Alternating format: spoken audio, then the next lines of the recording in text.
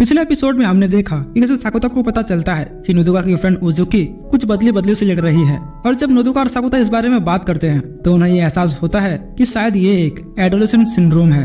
Episode की शुरुआत में हम साकुता को देखते हैं। आज है 5 अक्टूबर। साकुता कॉलेज पहुंचता है और देखता है कि उजुकी आज भी कुछ बदली बदली से लग रही है। साकुता ताकुमी से पूछता है कि क्या उससे आज उजुकी कुछ अलग लग रही है। ताकुमी ये सुनकर कहता है वो रोज की तरह ही आज भी बहुत ही प्यारी लग रही है। सीन चेंज होता है और हम माई और मियोरी को देखते हैं जो कि साथ बैठकर लंच कर रहे होते हैं कि तभी वहाँ साकुता आ जाता है। साकुता दोनों को एक साथ देखकर थोड़ा हैरान हो जाता है। माई बताती है कि कैसे वो दोनों इंग्लिश क्लास के दौरान साथ बैठे थे। मियोरी ये सुनकर कहती है कि उसका तो दिल जोरों से धड़क रहा था जब वो माई के साथ बैठी थी। साकुता माई से कहता है मुझे लगा नहीं था कि आप दोनों इतनी जल्दी अच्छे दोस्त बन जाएंगे। मियोरी ये सुनकर कहती है कहीं तुम इससे जेलस तो नहीं हो। साकुता बताता है कि कैसे माई दोस्त बनाने में उतनी भी अच्छी नहीं है, इसलिए उसे ऐसा लग रहा था। माई साकुता से कहती है कि हम दोनों पूरे क्लासेस के दौरान बातें कर रहे थे और जब मुझे पता चला कि मियोरी कोई स्मार्टफोन यूज नहीं करती है तो मुझे एहसास हो गया कि ये वही लड़की है जिसके बारे में तुम बता रहे थे। मियोरी दोनों को ऐसे बात करते देख कहती है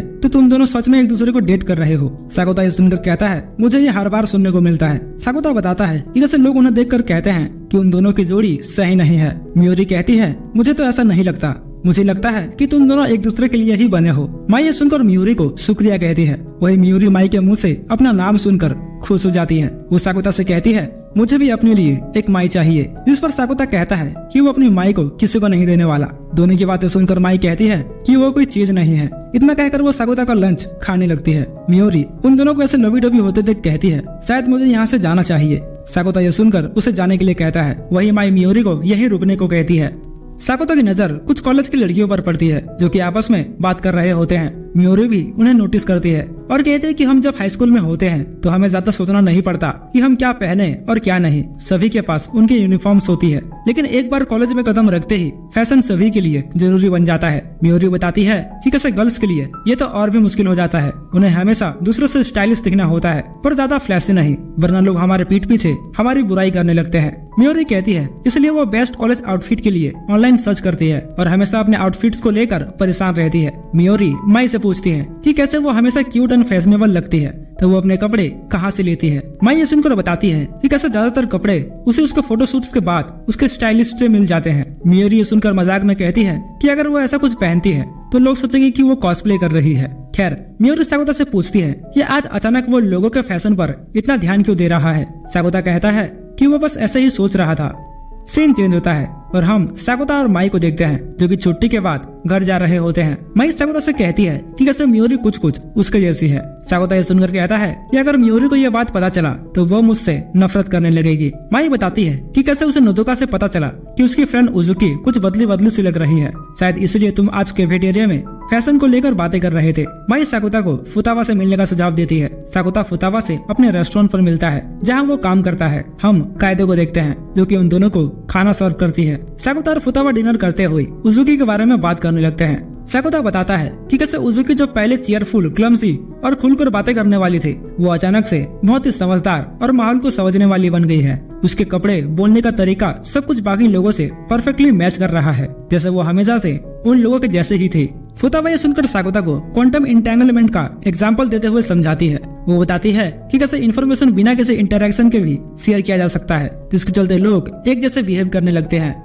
फुतावा सामने के टेबल पर बैठे कुछ लड़कियों का एग्जाम्पल देती है। हम 3 लड़कियों को देखते हैं जो कि एक जैसे कपड़े पहने होते हैं, लेकिन तभी उनसे मिलने उनकी एक फ्रेंड आती है जो कि एक जैकेट पहनी होती है, लेकिन जैसे ही वो टेबल के पास आती है तो वो अपना जैकेट उतार देती है और बाकी लड़कियों के साथ घुल मिल जाती है। साकुता ये देखकर कहता है अक्सर कॉलेज में भी लोग ऐसा ही करते हैं। फुतावा आगे कहती है कि वैसे उजुकी के एडोलेसेंट सिंड्रोम की वजह उजुकी खुद नहीं है बल्कि कॉलेज की बाकी लड़कियां हैं जो पहले से ही माहौल को समझती हैं। साकुता ये सुनकर थोड़ा चौंक जाता है। वही फुतावा कहती है कि कैसे कॉलेज के सभी स्टूडेंट्स सबकॉन्शियसली इन्फॉर्मेशन को शेयर कर रहे हैं, जैसे उन्हें कॉलेज में क्या पहनना चाहिए और कैसे बिहेव करना चाहिए वगैरह वगैरह। और जो कोई भी उस सोशल फील्ड में एंटर करता है तो वो भी बाकियों की तरह ही बिहेव करने लगता है। फुतावा आगे कहती है कि वैसे उजुकी कोई आम लड़की नहीं है, वो एक आइडल है, एक मैगजीन मॉडल है और साथ ही टीवी वगैरह में भी काम करती है। ऐसे में अगर वो बाकियों से घुलने मिलने की कोशिश करती है तो लोग उसे नजरअंदाज करने लगेंगे। साकुता ये सुनकर कहता है शायद इसलिए उजुकी भी उनके जैसे बिहेव करने लगी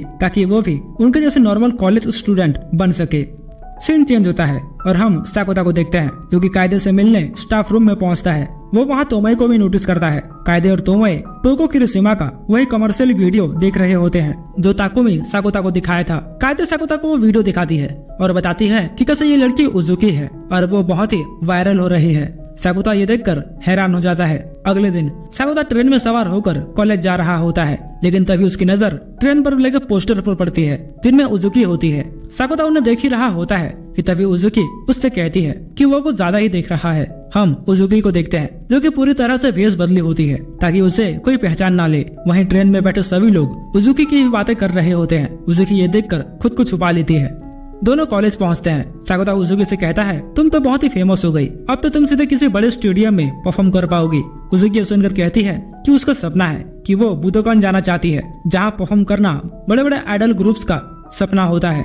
साकुता ये सुनकर कहता है लेकिन बुदोकान ही क्यों? उजुकी बताती है कि कैसे ये सपना उसके अकेले का नहीं है बल्कि वो अपने ग्रुप के साथ वहाँ परफॉर्म करना चाहती है। उजुकी बताती है कि कैसे मिडिल स्कूल के दौरान उसके एक भी दोस्त नहीं थे, लेकिन जब वो स्वीट बुलेट ज्वाइन की तो बाकी मेंबर्स ने उसे अपना बनाया और इसलिए वो उसके लिए बहुत ही स्पेशल है और इसलिए वो अपनी पूरी कोशिश करेगी ताकि सभी के साथ मिलकर वो बुदोकान में परफॉर्म कर सके। कॉलेज कैंपस में पहुंचने के बाद दोनों इकुमी की आवाज सुनते हैं जो कि अपने हाथ में कुछ फ्लायर्स लिए अकेली खड़ी होती है। इकुमी कुछ स्टूडेंट्स को वॉलंटियर ग्रुप के लिए रिक्रूट करने की कोशिश कर रही होती है। वो कहती है कैसे उनका मिशन उन बच्चों की मदद करना है जो स्कूल नहीं जा पाते हैं। वो आगे कहती है कि उनका ऑर्गेनाइजेशन नया है इसलिए उन्हें कुछ मेंबर्स की जरूरत है। अगर किसी को स्टूडेंट वॉलंटियर बनने में दिलचस्पी है तो वो उन्हें ज्वाइन कर सकता है। साकुता देखता है कि सभी इकुमी को इग्नोर कर रहे हैं और कुछ तो उसका मजाक भी उड़ा रहे हैं। ये सब देखकर उजुकी भी शॉक हो जाती है। उसे यह एहसास होता है कि कैसे लोग उसका भी इसी तरह से मजाक उड़ाया करते थे। हम साकुता को देखते हैं जो कि उजुकी की बातें सुनकर कुछ नहीं कहता।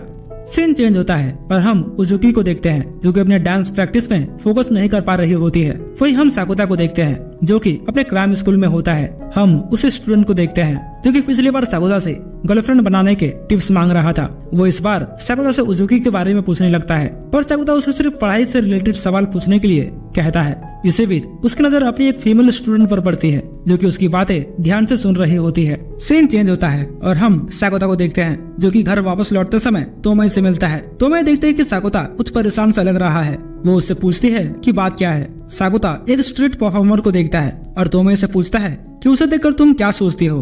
तोमई थोड़ी सोचती है और कहती है मुझे लगता है कि वो व्यक्ति अमेजिंग है। उसके पास उसका एक सपना है जिसे वो पूरा करने की पूरी कोशिश कर रहा है, पर मैं जब भी किसी ऐसे इंसान को देखती हूँ तो मैं उन्हें नजरअंदाज करती हूँ। अगर यहाँ मैं अपने किसी दोस्त के साथ होती तो मैं उस व्यक्ति का मजाक उड़ाती, लेकिन जब वो व्यक्ति फेमस हो जाता तो मैं उसके बारे में अपने दोस्तों को बताती। ये कहते हुए कि मैं उसे उन दिनों से जानती हूँ जब वो स्ट्रीट पर परफॉर्म किया करता था। तो मैं यहाँ ये कहने की कोशिश कर रही है कि कैसे हम जब भी किसी ऐसे व्यक्ति को देखते हैं जो अपने सपने को लेकर कड़ी मेहनत कर रहा है तो उससे हमें हमारे खुद के सपनों को पूरा ना कर पाने का डर और नाकामी नजर आने लगता है, इसलिए हम उस व्यक्ति का मजाक उड़ाने लगते हैं। लेकिन जब वही व्यक्ति फेमस हो जाता है तो हम सभी उसकी बातें करने लगते हैं। साकुता तोमई का जवाब सुनकर खुश हो जाता है। वो कहता है परफेक्ट आंसर। दोनों कुछ बातें कर ही रहे होते हैं कि तभी वहाँ तोमई की एक फ्रेंड आ जाती है। इस लड़की का नाम सारा हिमेजी है और यह तोमई के जूनियर है। सारा साकुता के सामने खुद को इंट्रोड्यूस करती है। सारा बताती है कि कैसे वो उसी क्राइम स्कूल में जाती है जहाँ साकुता पढ़ाता है। सारा बताती है कि कैसे वो एक मैथ टीचर की तलाश कर रही है। साकुता सुनकर कहता है अगर तुम्हें मैथ समझना है तो तुम फुतावा के क्लास में जा सकती हो, लेकिन अगर तुम्हें सिर्फ टेस्ट वगैरह पास करना है तो तुम मेरे क्लास में आ सकती हो। सारा साकुता के ऑनेस्टी देखकर खुश हो जाती है, लेकिन तभी वो कुछ नोटिस करती है और दोनों से माफी मांगते हुए वहाँ से चली जाती है। सारा को शायद यहाँ लगा होगा कि वो तोमई और साकुता के बीच में आ रही है, इसलिए वो माफी मांगकर वहाँ से चली जाती है। खैर सीन चेंज होता है और आज है 18 अक्टूबर। साकुता कॉलेज जाने के लिए घर से निकलता है पर तभी उसे रास्ते में नोदोका मिल जाती है। नोदोका साकुता को बताती है कि कैसे आने वाले सैटरडे और संडे को उनका कॉन्सर्ट है और उजुकी आजकल ठीक से डांस प्रैक्टिस नहीं कर पा रही है। नोदोका बताती है कि कैसे उजुकी उससे पहले सब कुछ बताती थी पर आजकल वो उजुकी को ठीक से समझ नहीं पा रही है। नोदोका साकुता से मदद मांगती है, जिस पर साकुता कहता है अगर मैं इसमें कुछ मदद कर पाऊंगा तो मैं जरूर करूंगा, पर मैं वो नहीं कर पाऊंगा जो मुझसे नहीं हो पाएगा, इसलिए मुझसे ज्यादा उम्मीदें मत रखना। साकुता और नोदोका एक स्टेशन पर उतरते हैं और कुछ ही दूर चलते ही साकुता उजुकी को नोटिस करता है जो कि अभी भी ट्रेन में सवार होती है। साकुता ये देखकर फिर से उसे ट्रेन में चढ़ जाता है और नोदोका को उजुकी की ओर इशारा करता है। साकुता उजुकी पर नजर रखता है। वो देखता है कि उजुकी एक स्टेशन पर उतर रही है। साकुता भी उतर जाता है और उजुकी से पूछता है कि आज वो कॉलेज जाने का रास्ता कैसे भूल गई। उजुकी साकुता को देख थोड़ी चौंक जाती है, पर वो कहती है कि वो कुछ सेल्फ डिस्कवरी करना चाहती है। साकुता ये सुनकर उसके साथ चलने का फैसला करता है।